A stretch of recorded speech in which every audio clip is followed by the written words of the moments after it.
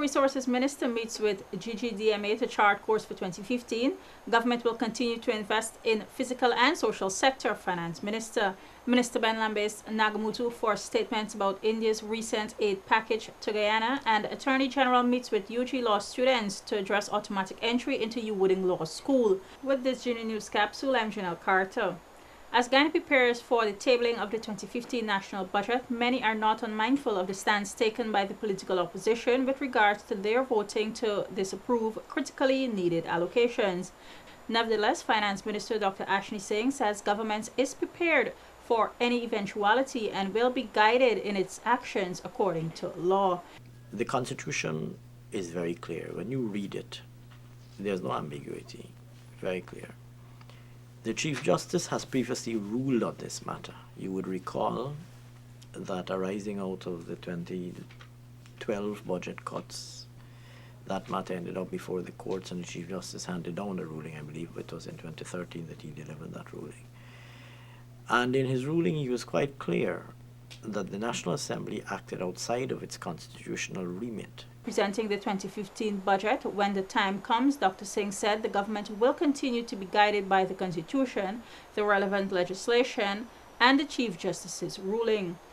Guyana's mining sector and the interventions needed to move the sector forward were the focus of a meeting conducted with Minister of Natural Resources and the Environment Robert Bissaud and other ministry officials and the executive of the Guyana Gold and Diamond Miners Association on Tuesday. The meeting focused specifically on what both parties viewed as measures needed to ensure the sector's viability into 2015 and beyond.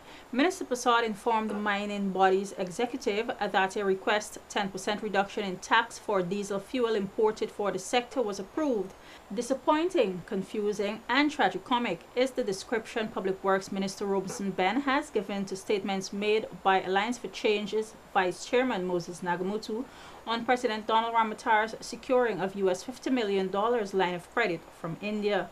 Minister Ben said any balanced read of the article which contains Mr. Nagamutu's statement along with the experience of the traffic situation which the Ogle Eccles project will address speak volumes as to the urgent necessity for the project's intervention.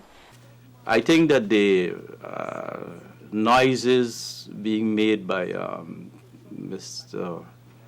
The member Nagamutu from the AFC in respect of the securing of this loan is ridiculous.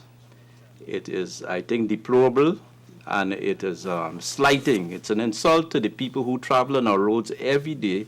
The perception that contract workers are receiving super salaries was recently debunked by Minister of Public Service Dr. Jennifer Westford during a recent interview on political scope on the National Communications Network. The political opposition and some sections of the media are of the view that contract workers are earning super salaries. However, Minister Westford explained that the difference between a contract worker and one on the pensionable establishment is that the latter will work until age 55 or 60 years and receive a pension, while the contract worker receives a contract gratuity every 6 months. Minister of Legal Affairs Anil Nandlal on Monday met with students of the University of Guyana's Law Society to address their concerns over the automatic entry for the top 25 graduating law students to the U Wooding Law School. Their concerns stem from the fact that last year some difficulties were encountered in securing the established automatic entry of 25 Guyanese from the Faculty of Law at the university into the U Wooding Law School. The Attorney General told the students gathered that a decision was taken at the level of the CARICOM heads of government to write to the Council of Legal Education and address the issue of continuing admission of UG Law students to the Council's law school. Minister Nandlal said the next decision would be to identify the source of funding with the aim of undertaking what the heads of government were recommending. Thank you for watching this GINA News Capsule. I'm Janelle Carter. Do join us again.